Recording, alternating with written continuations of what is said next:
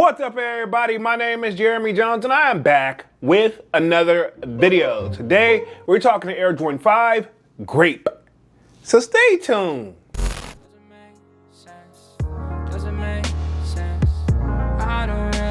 Got a lot of things changing in my life. Hoping one day I'ma get it all right. Brother is engaged, about to start a new life. Yeah, I haven't had a chill day. Really wanna vibe, appreciate the moments. I've been creating, not scrolling. Mom and dad still support. Alright, man, I'm back with another video. Now, before I get too deep into this video, y'all already know what to do. Go and hit that like button. It really helps the channel out. And if you know, consider subscribing. I make content about sneakers. Alright, so let's dive into today's video. Just like I said in the intro, man, we're talking to Air Jordan 5 Grape. Alright, man, we're gonna be keeping things very simple over here today. We're gonna be answering the basic old question. Are they drip or skip? Let's just keep it there.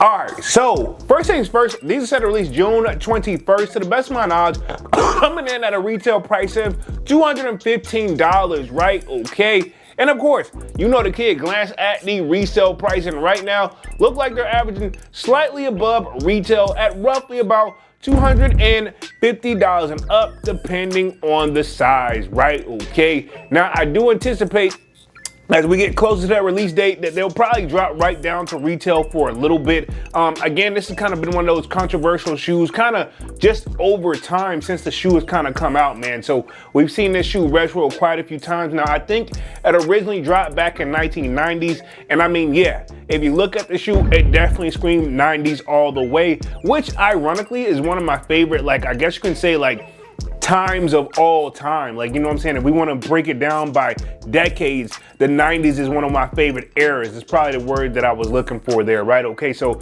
we had these, I think, in 1990s, and then they retroed them again in 2006. And then a pair that I actually used to have that I ended up selling, I actually copped in 2013. And then they did do that drop in 2018, which were dubbed technically not the Grapes. They were called the Fresh Prince, where they didn't include the laces and even the holes. You had to punch the holes out yourself, which, if you guys remember, and I'll take you down memory lane real quick, and I'm gonna speak very loosely with this. There was some YouTube beef that kind of went back and forth on that one. If you know, you know.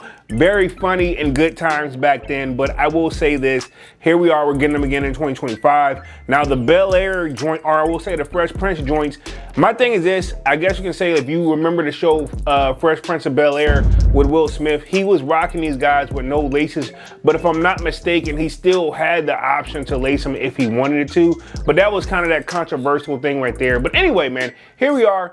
I've always said this. Now, I definitely like the shoe, but at the end of the day, I think what threw me off about it back then was just so plain Jane, and I wasn't rocking it enough. And I feel like it's kind of low-key hard to rock purple, but now I feel like also now that I've gotten older, I could easily probably throw this in rotation a lot more. So as you guys can see, like, I've really been kind of going back and forth about the shoe all along. Of course, it got the Nike check on the back, and yeah, I think Nike them are doing this one right. I think the materials of that, we don't got that weird toe shape anymore. It's actually very close to the OGs, and you know that's what Nike has been trying to do. And I will say this, their last 5 drops, what they did, the reimagined black metallics, those were a hit. Will we get the same on these?